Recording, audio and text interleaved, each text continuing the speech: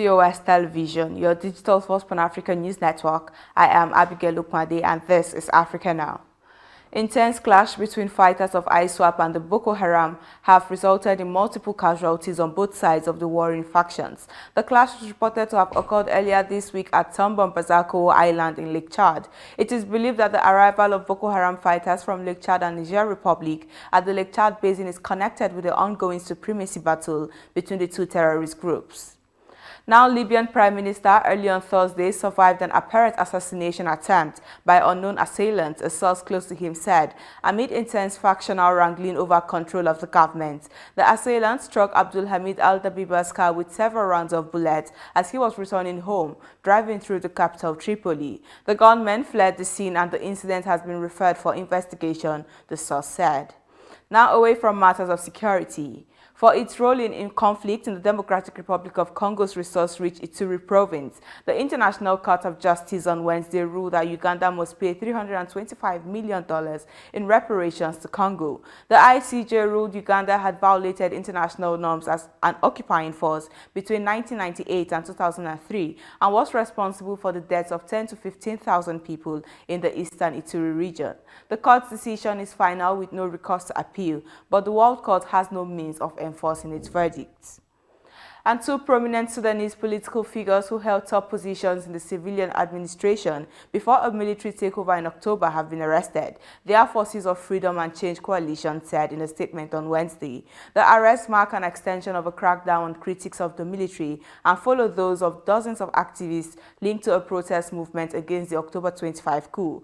Across Sudan, some 105 people were being held without charges over political activity and some 2,000 people had been detained and released on bail in connection with demonstrations since the coup. Now, Ugandan author Kakwenza Rukira-Bashaija, who has accused the authority for torturing him while he was in detention, has fled the country, his lawyer said. Rukira-Bashaija was arrested in December and charged with offensive communication for insulting President Yoweri Museveni and his son. He had sought permission to leave the country to seek treatment for his injuries he sustained during recent months in detention at an unknown location, but the court refused to give the novelist his passport. This is your digital first Pan-African news network, TOS Television. You're watching Africa Now. Business and more coming your way after the break. So stay tuned.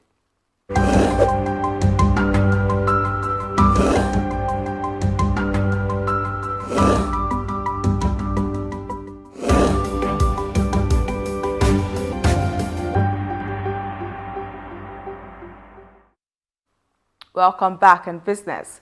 Kenya Shipyard Limited has received 6 orders from Tanzania and Uganda for the construction of ships, raising the business prospects of the newly formed entity. Kenya's government spokesperson Cyrus Oguna said Kenya is keen on utilizing the shipyard across the region, given that it's the only facility currently around.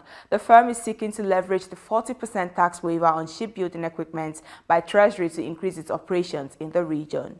Still in Kenya, the State House has revised its annual budget, saying it needs 47.7% increase to cover costs such as 300 million Kenyan shillings for the purchase of new presidential cars. Details sent to Parliament for approval as part of an overall budget review also include a rise in the fuel allocation for President Uhuru Kenyatta by about 4 times to $870,000. The review signals that President Kenyatta, who has served 2 terms and is constitutionally barred from contesting in the election, is going to be doing more traveling in the lead-up to August general elections.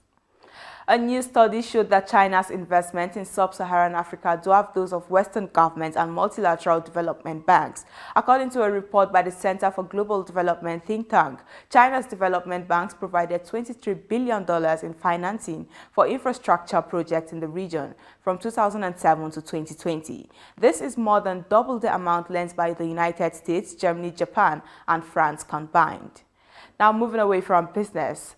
To directly engage with China, the African Union is opening a permanent mission in Beijing this year. The creation of the permanent mission could signal intent to strengthen ties with the continent's biggest trading partner. The mission in Beijing will have at least 10 staffers, including the permanent representatives, and could cost the continental body $1 million worth of salaries in a year to run. And since the death of its last monarch more than 100 years ago, one of South Sudan's oldest kingdoms have been restored. On Wednesday, the great-grandson of King Budu, who was killed by British officers on patrol in 1905, was installed in his palace as the monarch of Azande.